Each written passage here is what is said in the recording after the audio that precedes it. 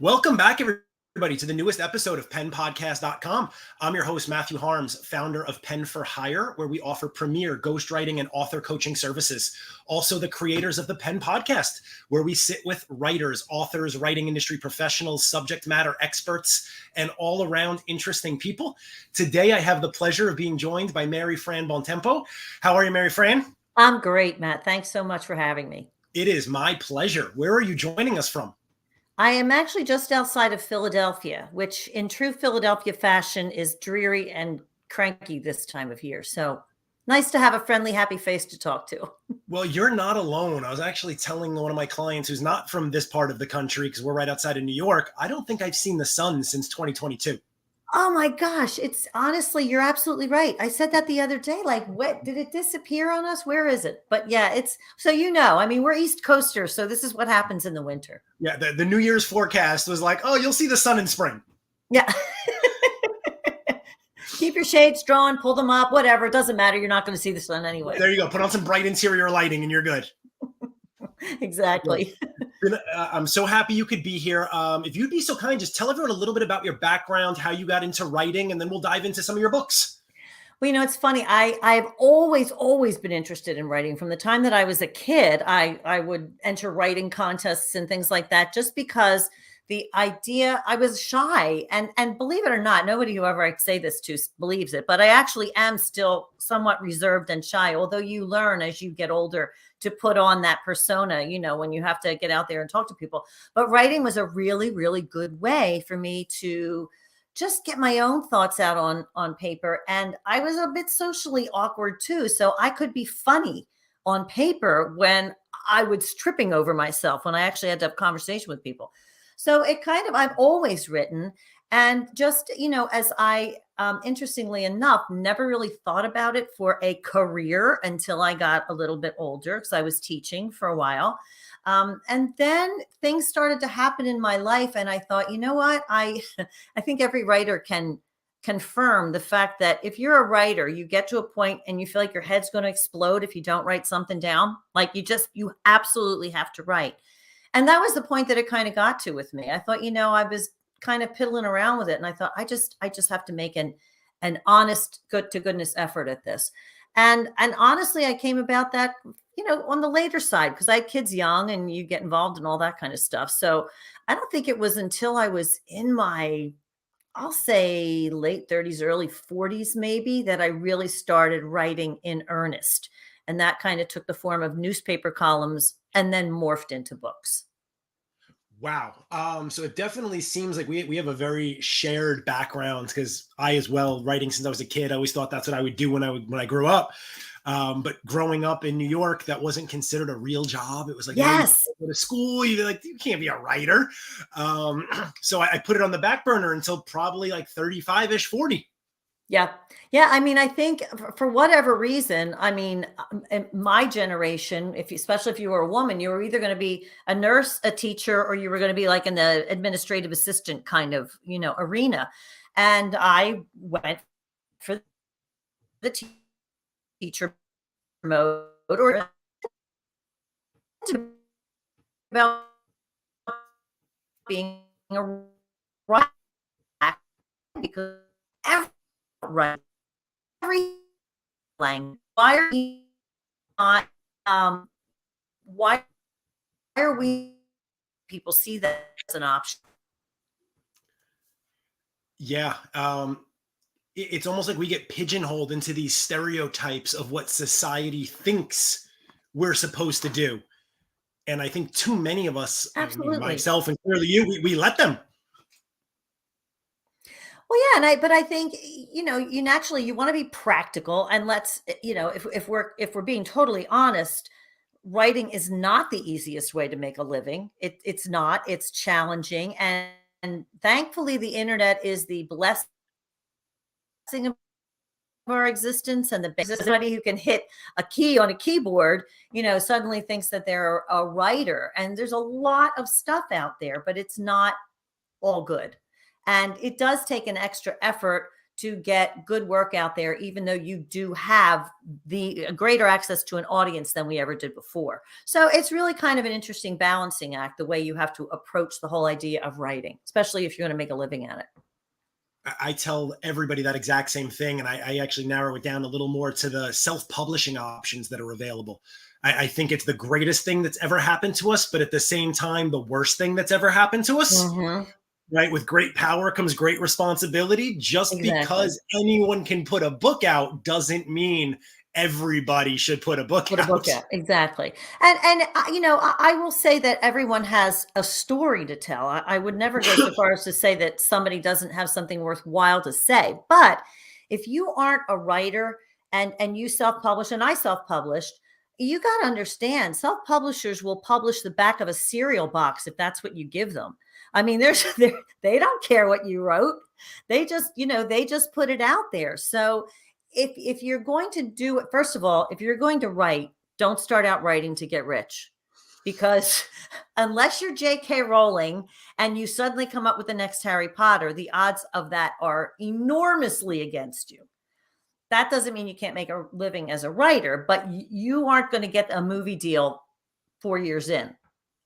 Right. So, you have to be practical about it, but you also have to be anybody who writes something has to recognize people are judging you. They're judging your work. So make sure that it's professional, that it's done well. And if you can't do it yourself, get somebody else, and always, always, always get an editor. Always. For my audience, I swear we did not script this behind the scenes. I did not pay Mary Fran to say that. But that is a recurring message in all of my podcasts, in all of my conversations. It's really one of the reasons I started Pen for Hire, is like you, I believe everyone has a story to tell. But if you're not telling it, if you're not capable, and that's fine, because I can't play music, I can't draw. If I needed to do that, I'd get somebody who could. Hire a professional. Even if you can write, hire an editor, because your story loses so much of its impact when it comes across as not well written. Exactly. And we all have idiosyncrasies. Many of us, at least I start out often writing the way I speak. Well, somebody's got to fix that, because nobody, I mean, unless you're doing a fictional character or whatever that's got like some colloquialisms or whatever, you have to be aware of your audience every step of the way. And it has to be clear. Your writing has to be clear. And like anything else, when you write something, you project. So you may be projecting things into your work that aren't there or aren't clear to a reader. An editor will pick that up. You need other eyes on your work. You just need it. And you have to be willing to have a thick enough skin if they go, you got to fix this. I want to, for the audience who may be like, what is she talking about? Like, I want to relate that to anyone who's a master at what they do, right? A master chef can try to give someone instructions on how to create the dish that they're known for. They're going to leave out, not on purpose, but because they do it so often, little key things where the person that's trying to replicate it can't. Whereas another chef could come in and say, wait a second, you skipped that step. Or exactly. You need to make that clearer so they understand. And it's the absolute same thing with writing. You're too close to it. Well, exactly. And again, to your point, you do it so often. And most of us, all of us, I would venture to say, even fiction writers, bring parts of ourselves to the story that are within us, that are internal, that we don't even necessarily recognize in ourselves. But in order to make that story, whatever it is, fact, fiction, or somewhere in the middle, clear, you have to make sure that the audience gets all of that. And that's not going to be visible unless you have somebody else asking you the questions that you didn't answer in the first draft. Oh, man, I love that. And as a writer, really, it's your job to be receptive to those questions, yes. Right? I think you have to be able to listen, if not twice as good as you write, because to shut things down, no one's poking holes in something. If someone doesn't get something, for you to say, oh, well, whatever, that's just you, it's probably not just that person. Exactly. Yeah. And I mean, you have to have someone that you have a good relationship with. It's not always the first editor that you hire or whomever that you have a good working relationship with. There has to be some compatibility there, and you have to kind of get each other. So it may take a little bit of time, but it is never a step that should be skipped. Never, ever, ever. Right. Even if you, as by trade, are a professional editor and you decide to write a book, hire another editor. Somebody else has to look at it. And I would venture to guess professional editors would be the first ones to say that, like, hey, I need other eyes. You just need other eyes on it. I mean, that's why people collaborate and work in teams. Another pair of eyes, a new perspective can always bring something to the table or take something off of the table, which is another thing that we have to do. I mean, we offer writing and editing services. I'm the first to say if I worked on writing the project, I will not edit it. Someone on my team has to do it. If they did the writing, then I'll edit it. Exactly. And I know I'm guilty of this myself, which is why I love editors taking stuff out. Like once as writers, you put it on paper, you're married. Like you cannot take the word away. You gave birth to it. It doesn't matter if it's the dumbest word ever. We just don't like to take things off.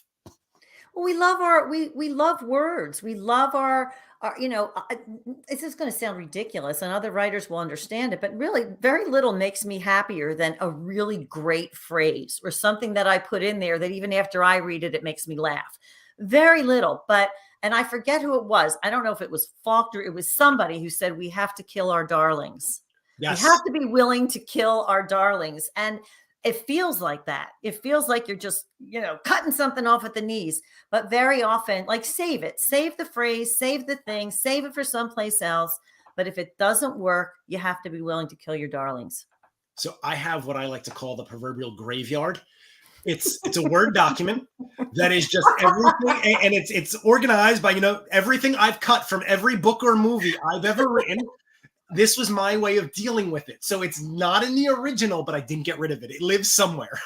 It has to live somewhere. I mean, if it's something that you feel that strongly about, there's clearly some sort of an emotional attachment to it. And that brings us to the other point, that emotion and reaching readers in an emotional way, even if you're not writing a fiction book, if it's a factual book or whatever, or nonfiction, however you want to phrase it, reaching readers in some sort of an emotional way is really, really an important way to connect. So as writers, it's hard for us to get rid of something that we feel like is going to the heart of it, but there also can be too much. You have to let the reader be willing to discover things.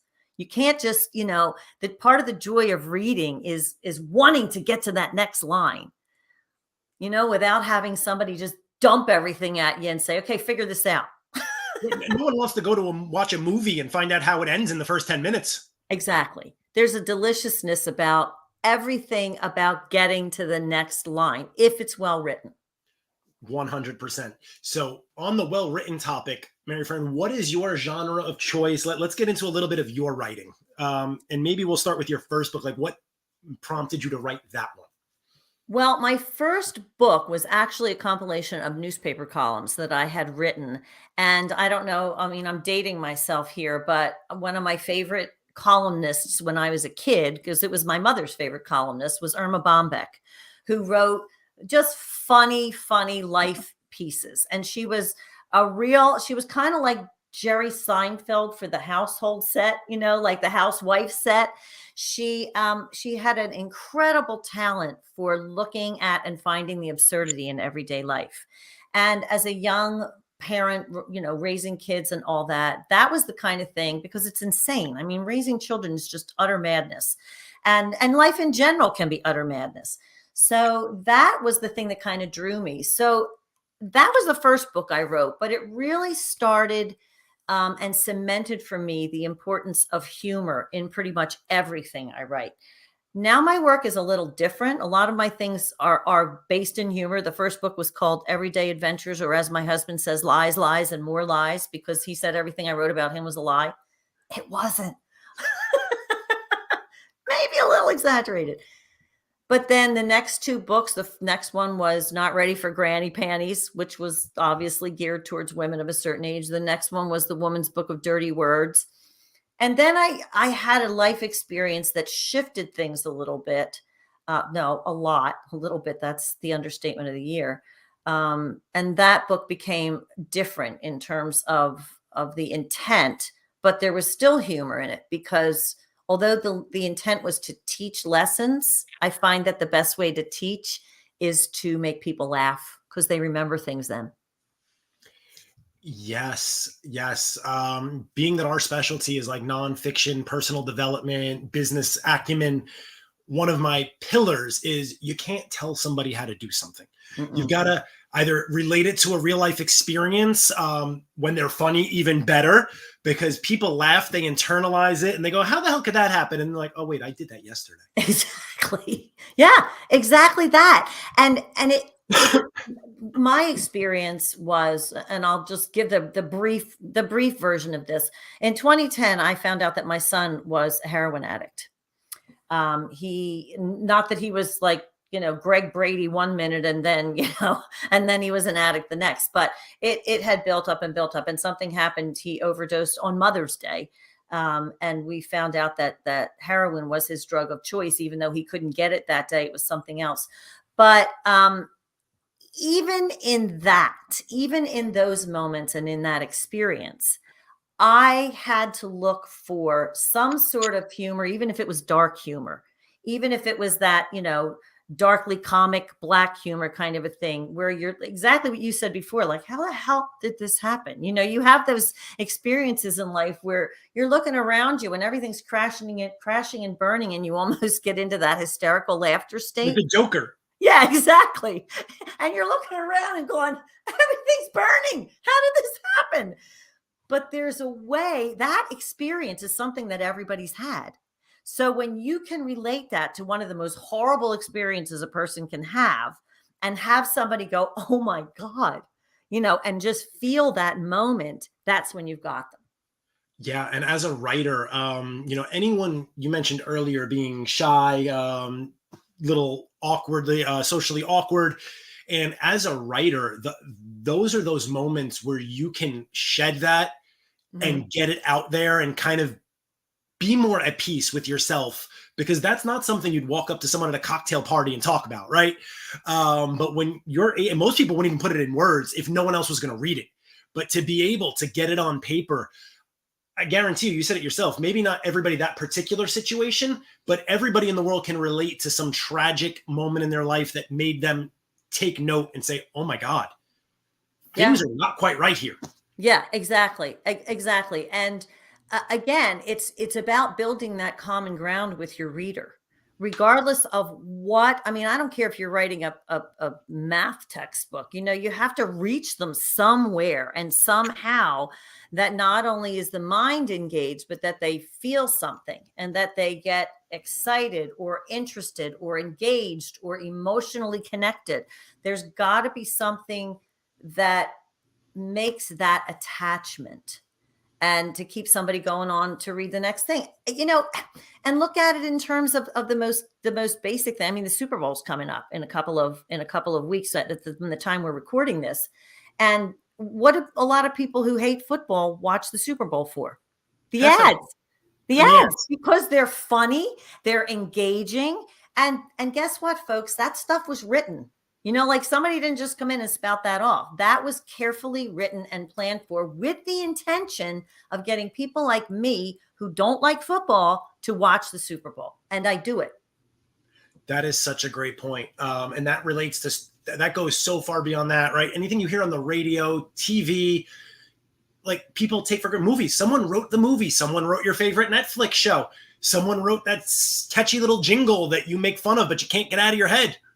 Yeah. And if people don't realize it, that's when you know you got them. That's when you know you did the right job, because that's when they're not conscious of the fact that this was a scripted word. All they're conscious of is the fact that it reached them somehow or another, that they felt something, that they laughed, that they were interested, that they were engaged. And that's when a writer has done his or her job. When they, as the entity who created it, fade into the background, and whatever they've written becomes the thing, the piece of interest, the little diamond, the gem. The same, I can think of the same being said for books, right? If someone is so engrossed in something you wrote that they don't even realize who wrote it, or they no longer care, most people would think that's counterintuitive, but that's when you've done your job. Because some people Exactly. will only read a certain author because it's a certain author. But if someone could pick up a book and get into it and have no idea you wrote it or that I wrote it, you did your job. Right. And plus, to your point though, people read a certain author because that author has that effect on them. They don't read an author because, oh, I want to hear what, so-and-so had to say. They read that author because that author gets to them and takes them to a different place. I mean, unless they're personally engaged with the author and know the person, who cares? I mean, no offense to the greatest authors in the world, but who cares? As long as you're doing your job and you can reach people, people will read you and identify with you and your work. And that's great if you can build that up, because that means that you've created that environment. But that in itself is the goal, not to be, J.K. Rowling, to engage like J.K. Rowling does. Right, for your message and your audience. Correct. Because Correct. I got a newsflash, folks. Not everybody loves J.K. Rowling. Not everybody loves Stephen King. Yes, they may just be the most popular, but your goal is not to write something that everyone loves, because it's impossible. Oh, good God. I can't even please my 3 kids. Like, you're going to please the whole world? No, that's not going to happen. You can't do that. If I please 50% of the people I come in contact with in a day, I'm happy. Oh my gosh. And that's a win. I mean, that is winning. Charlie Sheen crazy and all winning, because we don't get that. And we shouldn't try, because when you try to please everyone, you end up pleasing no one, because your work is so diluted. It's so all over the place. You have to have a voice. You have to pick a subject. You have to pick a perspective. All of those things matter. And guess what? Some people are going to hate it. Fine. Good. Go read something else. Let the other people come to me. That's great. If I didn't know better, I'd think I paid you for this interview, because I literally tell everyone when they're like, oh, if you write for everybody, you write for nobody. Exactly. You know what? Writing is about a personality. People want to relate to your personality. They want to relate to that. Again, I'll go back to that feeling that it gives them. People don't read or study. I mean, obviously, if you're, clearly taking a test or whatever, you study for that fact. But when somebody is voluntarily picking up a book or something that's written, or reading it, online, they do it because it makes them, it's attracting them for some reason.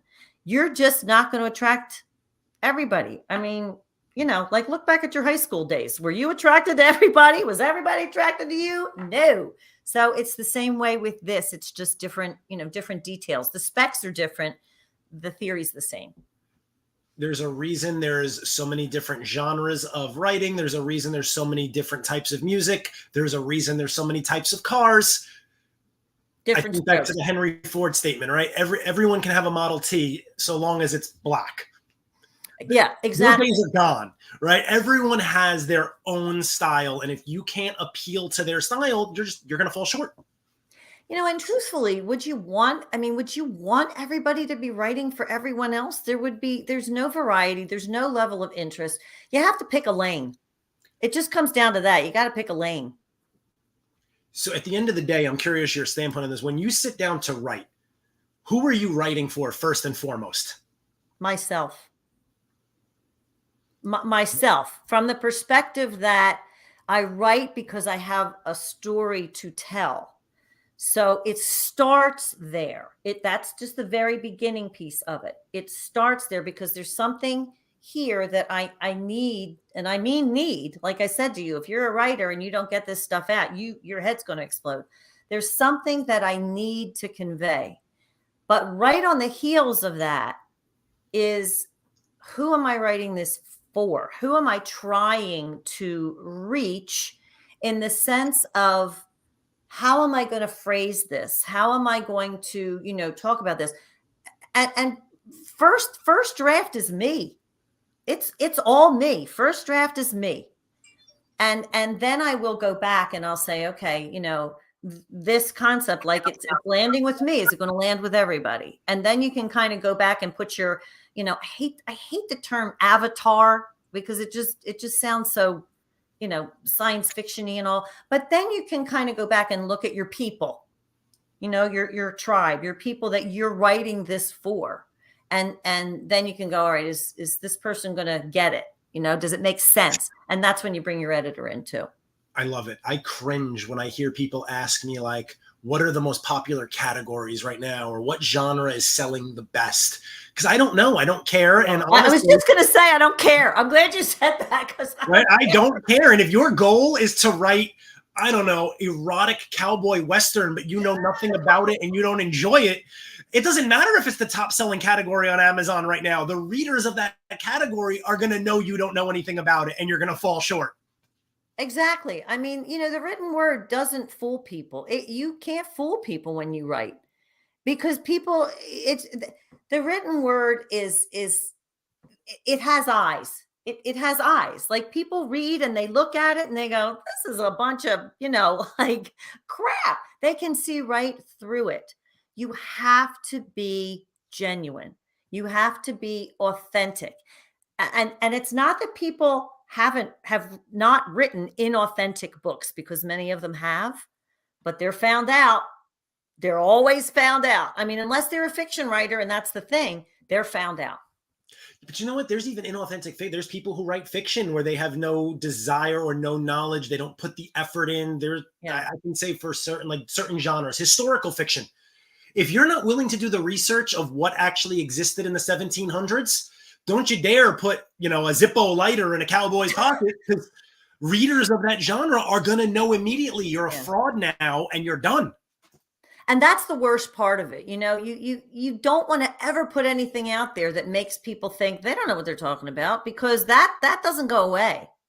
You get that kind of a label early on, like, oh, they're just blowing smoke. You're done. I mean, get a pen name, color your hair, reinvent yourself, because you aren't going to publish anything that sells under your own name after that. Absolutely. Oh my goodness. That was so true. So what I know we're just coming up about time, and I want to give opportunity to tell everyone where to find your books, but what do you have coming up? Because we spoke about a lot about what you've done. Yeah. What projects do you have coming up that you're the most excited about? Well, I actually started working with a partner on a program called Brilliantly Resilient. It's actually the latest book I've written. So that's something that we started it during the pandemic, and it's really about recognizing, as we've said, what your brilliance is. Don't do things that are not your brilliance. When your mama told you could do anything you wanted, well, you can't. So, so stick with your brilliance. And it's about helping people to realize that. But I also, the last book that I wrote for myself and on my own was called The 15-Minute Master. And it was really about how I crafted my response to my son's addiction 15 minutes at a time. And it turned into a process. So I'm doing a lot of speaking about that and working with the addiction community. It's called 15-minute, how to make everything better 15 minutes at a time. And it's a process that's 3 basic questions, 1 action step, and it helps to make things better. So that's really a cause that's near and dear to my heart. So I'm going to be working a lot with that book. I love it. I love passion projects. You can really tell when someone takes it where it's coming from, and it's coming from a place of experience, understanding, and wanting to share that message and help others maybe not go through it or get through it in a better way.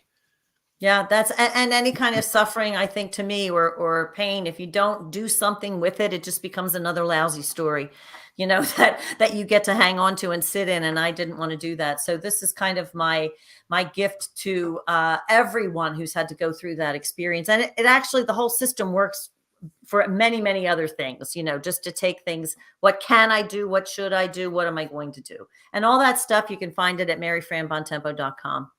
That's where I'm at. Fantastic. Because there are enough lousy stories out there. Please do not add to them. Make your story great. I love what you're doing. I hope that everyone listening heads over to your website. We always appreciate when our listeners support our guests. Sure, everyone can learn something from Mary Fran's writing. Once again, I greatly appreciate you taking the time to be here today with us on the show. It's been an absolute pleasure.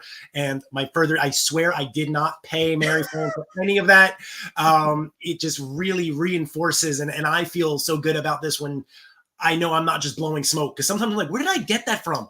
But when other writers who are doing this, are successful, or selling books, feel the same way, just makes me feel like I'm on the right track, and we all need that validation sometimes. So thank you. Well, I appreciate it, Matt. I mean, hey, great minds, right? Absolutely. I really enjoyed this conversation. I'm hoping everyone listening did as well. Head over to Mary Fran's website. We'll catch you all in the next episode. And Mary Fran, once again, thank you so much. Thank you, Matt. Really enjoyed it. My pleasure. Me too.